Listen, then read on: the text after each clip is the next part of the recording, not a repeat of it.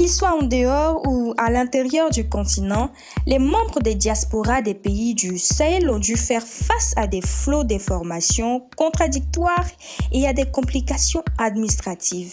C'est évidemment vers les plateformes de messagerie et les réseaux sociaux qu'ils se sont tournés afin de garder le contact avec leurs proches ou s'entraider les uns les autres pour échanger sur les durs moments qu'ils ont vécus, entre résilience et peur, entre espoir et remise en question. J'ai questionné le web pour vous sur comment les diasporas ont vécu cette crise sanitaire. Souvent appréciés pour l'argent qu'ils envoient au pays, les membres de la diaspora étaient alors considérés comme importateurs de la pandémie à coronavirus en Afrique lorsque ces derniers ont voulu revenir au pays. Les rapatriements nationaux se sont souvent faits au compte-gouttes, mais qu'en est-il du rapatriement des corps ? Au Sénégal, des membres du gouvernement ont, dans la panique, interdit le rapatriement des corps des membres de la diaspora victimes de la Covid-19 par crainte de contagion.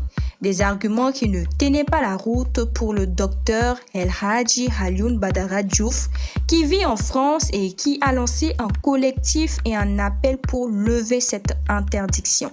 À ce jour, il n'a été décrit aucun cas de contamination post-mortem.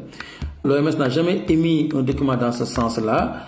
Le ministre nous parle aussi de recommandations de médecins sénégalais. Nous ne pensons pas qu'un seul de nos confrères ait pu défendre une pareille thèse. Il aura fallu attendre presque un mois pour que le gouvernement sénégalais entende cette parole citoyenne et permette de lever l'interdiction de rapatriement des corps.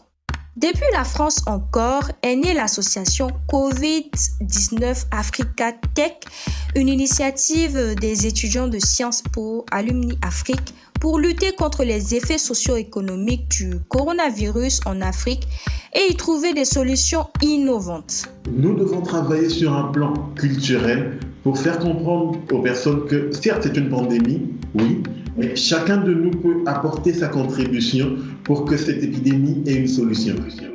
C'est facile, voilà comment ça marche. C'est ainsi qu'Amin Idriss, tchadien résident en Afrique du Sud, a décidé de nommer une page Facebook qu'il a créée depuis le 30 mai 2020.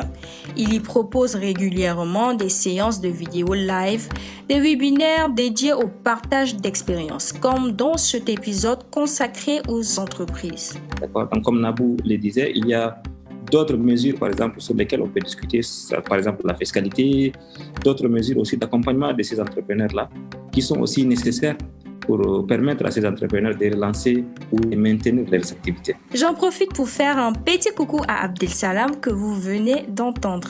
Entre la levée des mesures de sécurité et la crise économique qui guette, je vous conseille de continuer à veiller sur vous les uns les autres. Maintenez le port des masques de protection.